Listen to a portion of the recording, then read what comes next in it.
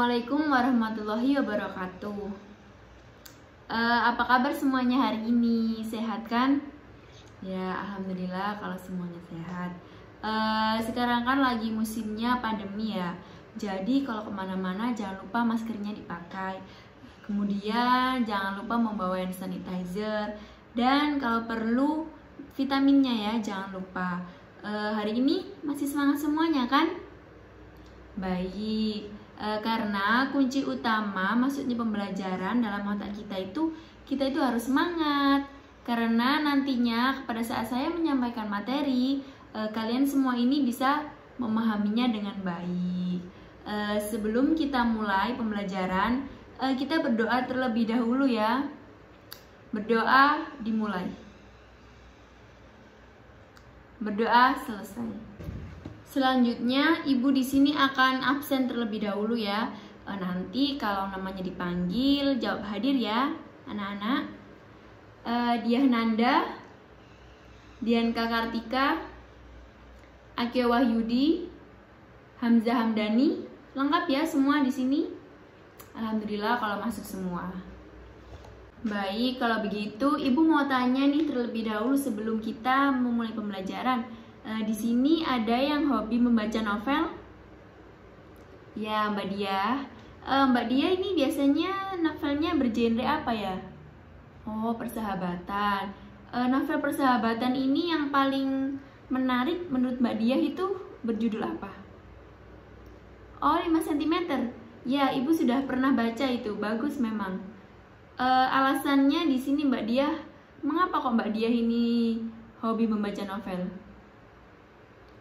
Oh iya, baik. Memang buat itu ya, refreshing dari pembelajaran. Oh iya, selain Mbak Dia, apakah ada lagi yang suka membaca novel? Sudah tidak ada? Oh baik, tidak apa-apa ya. Mungkin semuanya ini punya hobi masing-masing. Nah anak-anak, pembelajaran kita hari ini itu berhubungan dengan di awal tadi, Ibu kan menanyakan hobi kalian membaca novel. Siapa saja yang membaca novel, genre novel, alasan mengapa membaca novel. Hari ini kita akan mempelajari tentang novel. Langsung saja ya anak-anak, di sini Ibu akan nge-share screen. Ibu harap semuanya di sini on cam semua ya, agar semua memperhatikan, bisa lebih paham. Di sini sudah bisa melihat semua ya, share screen Ibu. Ya. Di sini Ibu akan membacakan terlebih dahulu kompetensi dasar kita kali ini. Yang pertama yaitu ada 3.8, menafsir pandangan pengarang terhadap kehidupan dalam novel yang dibaca. 4.8, menyajikan hasil interpretasi terhadap pandangan pengarang baik secara lisan maupun tulis. Kita lanjut ya, slide berikutnya. Ada tujuan pembelajaran. Yang pertama, melalui kegiatan berdiskusi dan membaca novel, peserta didik mampu mengidentifikasi pandangan pengarang dalam novel yang dibaca secara teliti. Yang kedua, melalui kegiatan berdiskusi dan membaca novel, peserta didik mampu menafsirkan pandangan pengarang dalam novel dengan kehidupan secara disiplin. Untuk materi kita kali ini yaitu pandangan pengarang terhadap kehidupan dalam novel. Nah, ini yang tadi sudah kita singgung sedikit ya. Sekarang kita lanjut ke pengertian. Apa itu novel? Nah, di sini ada yang mau mencoba. Nah, silakan Mas Akeo. Ya, baik, benar. Ada yang mau mencoba lagi? Ya, silakan Mbak Dianka. Nah, benar. Kita lanjut ya, pengertiannya lebih jauh lagi yaitu apa itu novel? Di sini menurut para ahli, yaitu yang pertama menurut Nugriantoro, bahwa novel adalah karya prosa fiksi yang dikemas tidak terlalu panjang, tetapi juga tidak terlalu pendek. Yang kedua, menurut KBBI, novel sebagai karangan prosa yang sepanjang rangkaian cerita mengandung cerita pesan dengan menonjolkan watak, sifat, dan masing-masing perilaku. Namun secara umumnya yaitu pengertian novel adalah karangan prosa panjang yang mengandung rangkaian cerita kehidupan seseorang dengan orang yang berada di sekelilingnya dan menonjolkan watak atau karakter dari tokoh tersebut dan sifat dari setiap tokoh. Novel ini terdiri dari bab dan subbab sesuai dengan kisah ceritanya ya pastinya. Di sini ibu punya tebak-tebakan nih, siapa yang bisa jawab? Nanti ibu kasih tambahan nilai. Penulis novel itu biasanya disebut apa? Ada yang tahu di sini? Ayo, siapa yang tahu di sini? Ya, Pak Eka, silahkan. Benar sekali. Penulis novel itu biasanya disebut dengan novelis. Ya, bagus sekali ya Mbak Eka. Kita lanjut ya anak-anak. Di sini ada ciri-ciri novel. Di slide ibu ini ada 7 ciri. Yang pertama yaitu novel memiliki jumlah kata lebih dari 35.000 kata. Yang kedua, novel terdiri setidaknya 100 halaman. Yang ketiga, durasi untuk membaca novel setidaknya 2 jam atau 120 menit. Yang keempat, alur cerita dalam novel cukup kompleks. Yang kelima, seleksi cerita dalam novel lebih luas. Yang keenam, cerita dalam novel lebih panjang akan tetapi banyak kalimat yang diulang-ulang. Yang ketujuh, yang terakhir ya, yaitu novel ditulis dengan narasi, kemudian didukung dengan deskripsi untuk menggambarkan situasi dan kondisi yang ada dalam cerita tersebut. Nah, sebelum kita lanjut ke jenis-jenis novel, di sini ada yang belum paham mengenai ciri-ciri dari novel tadi? Sudah paham semua ya? Kita lanjut ya kalau gitu. Jenis-jenis novel yang pertama itu ada jenis novel berdasarkan nyata atau tidaknya suatu kejadian. Di sini ada 2 jenis ya, yaitu fiksi dan non-fiksi. Di sini, ayo siapa yang tahu perbedaan dari jenis ini? Ya, silakan Mbak Dia. Ya, benar. Fiksi itu yang tidak nyata, kalau non-fiksi itu nyata ya, anak-anak. Sudah benar tadi jawabannya Mbak Dia.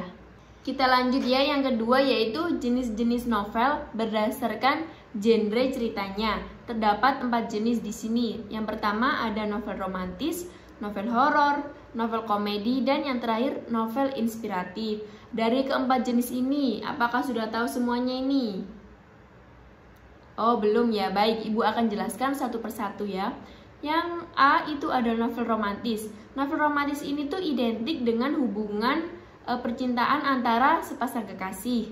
Yang B, novel horor. Novel horor ini tuh identik dengan mitos-mitos supranatural ataupun kepercayaan yang beredar di masyarakat.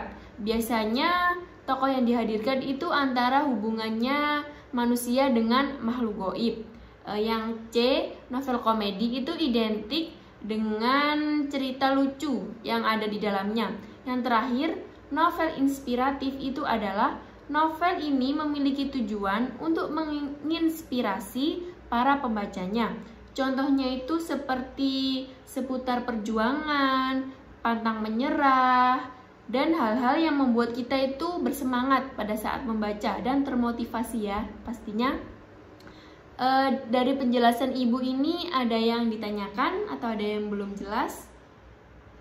Sudah jelas semua ya?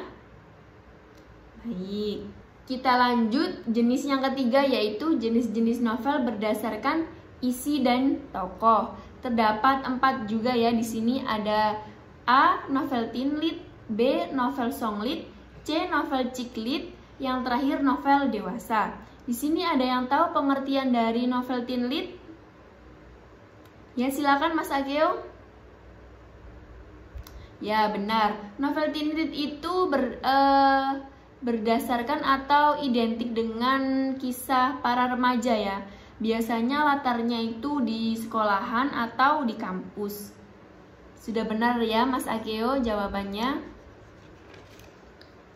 Untuk yang novel song lead di sini ada yang tahu atau belum pernah dengar? Baik, Ibu akan jelaskan ya. Untuk yang novel song lead yaitu novel ini ditulis berdasarkan dari sebuah lagu. Bisa dikatakan bahwa novel ini tuh merupakan pengkisahan dari lirik lagu, dan imajinasi dari penulisnya ini tuh terinspirasi dari lirik lagu. Contohnya itu seperti lirik lagunya yang berjudul Sebelum Cahaya ya, dari grup band Leto. Ya, kita lanjut. Yang C yaitu novel Ciklit. Di sini ada yang tahu novel Ciklit atau belum pernah dengar juga? Oh, belum pernah dengar. Baik, Ibu akan jelaskan lagi ya. Yang novel Ciklit yaitu novel ini tuh bertemakan kehidupan wanita muda dan segala permasalahannya. Latar yang dipakai biasanya itu di kamar tidur, di kafe, restoran, dan di taman. Ada yang tahu contohnya? Contoh dari novel Ciklit itu yaitu yang berjudul Nyawa. Ada yang pernah membaca? Belum, nanti dicari ya di Google ada. Yang terakhir yaitu novel dewasa. Novel dewasa ini tuh adalah novel yang bercerita tentunya itu tentang kehidupan orang dewasa ya. Tentu saja sejak awal novel ini tuh ditujukan untuk pembacanya itu yang sudah berumur dewasa. Contohnya itu seperti Ronggeng Duku Paruk. Itu kan bercerita tentang orang dewasa seperti itu. Ada yang belum paham? Lanjut ya. Itu menafsir pandangan pengarang dalam novel. Di sini Ibu mau minta tolong, ada yang membacakan, ada yang bersedia? Nggak ada ini. Ibu tunjuk saja ya. Baik, silakan Mbak Eka untuk dibacakan. Ya, terima kasih Mbak Eka. Jadi menafsir pandangan pengarang terhadap dalam novel ini tuh, kita itu menafsirkan pandangan pengarang dalam novel itu apa saja sih yang terkandung dalam novel ini tuh. Jadi ini nanti ya yang akan kita bahas. Berikut adalah langkah-langkah menafsir pandangan pengarang dalam novel. Terdapat 3 langkah ya. Yang pertama, membaca dengan sesama. Tentunya sebelum kita menafsirkan pandangan pengarang dalam novel, kita harus sudah membaca dulu isinya itu bagaimana sih novel ini. Yang kedua yaitu menentukan nilai-nilai kehidupan. Yang ketiga, menafsirkan pandangan pengarang terhadap nilai-nilai dari kehidupan itu. Nah, nilai-nilai kehidupan ini tuh nanti penjelasannya ada di slide berikutnya ya anak-anak. Nah, ini nilai-nilai kehidupan dalam novel terdapat 4 ya, yaitu nilai sosial, nilai agama, nilai moral, dan yang terakhir nilai budaya. Di sini ada yang tahu pengertian dari nilai sosial? Ya, silakan Mbak Dianka.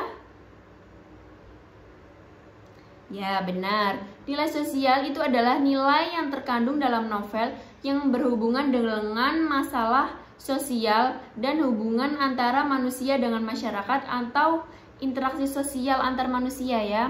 Biasanya nilai ini tuh dapat diketahui dengan penggambaran hubungan antar tokoh. Yang kedua yaitu nilai agama. Di sini ada yang tahu nilai agama? Ya, silakan Mas Akeo. Nah, benar. Nilai agama ini tuh nilai dalam novel yang berhubungan dengan kepercayaan atau ajaran agama, dan penggambaran nilai-nilai kehidupannya itu dilandasi atas ajaran agama yang bersifat universal ya atau umum. Yang ketiga yaitu nilai moral. Di sini ada yang tahu? Nah, silakan Mas Hamdan. Ya, lebih tepatnya itu nilai moral itu adalah nilai yang di dalam novel yang berhubungan dengan budi pekerti atau tingkah laku seseorang ya. Biasanya nilai ini tuh dapat diketahui melalui deskripsi tokoh, hubungan antar tokoh, dan juga dialog pastinya. Yang terakhir nih, nilai budaya. Ada yang mau coba? Ya, silakan Mbak Eka. Ya, benar. Nilai budaya ini tuh tentunya nilai yang berhubungan dengan adat istiadat, kebudayaan, serta kebiasaan dari suatu masyarakat ya. Biasanya nilai ini tuh dapat diketahui dengan penggambaran adat istiadat, bahasa, dan gaya bicara tokoh yang mencerminkan bahasa tertentu dan kebiasaan yang berlaku pada tempat para tokoh yang tinggal itu ya. Contohnya di Surabaya bahasanya begini, di Jogja kan bahasanya berbeda-beda ya anak-anak. Di sini sudah dipahami ya dari nilai-nilai kehidupan dalam novel? Sudah? Kita lanjut ya. Nah, di sini Ibu memiliki penggalan novel. Di sini ada yang mau bantu Ibu untuk membacakan. Ya, silakan Mbak Dia. Ini novel Sang Pemimpi ya, halaman 61. Ada yang sudah pernah baca novel Sang Pemimpi ini? Oh, belum. Baik, disimak ya. Nanti Mbak Dia membacakan. Silakan Mbak Dia. Tadi kan Mbak Dia sudah membaca ya. Dah, di sini Ibu memiliki 3 pertanyaan. Yang pertama itu nilai kehidupannya itu bagaimana dari penggalan novel tadi ya. Yang kedua itu pandangan pengarangnya itu gimana sih? Yang ketiga yaitu interpretasi pandangan pengarang. Di sini ada yang mau coba dari ketiga soal yang Ibu berikan ini? Ya, silakan Mas Hamzah. Yang nomor 1 ya, jawabnya nomor 1. Nilai kehidupannya bagaimana? Ya, kita kunci dulu ya jawaban dari Mas Hamzah ini. Yang kedua yaitu pandangan pengarang. Siapa yang mau coba di sini? Ya, silakan Mbak Dianka. Jawabannya kita kunci dulu ya. Yang terakhir, interpretasi pandangan pengarang. Ada yang mau coba? Ya, silakan Mbak Eka. Kita kunci dulu ya jawabannya, nanti di slide berikutnya ada jawaban yang benar.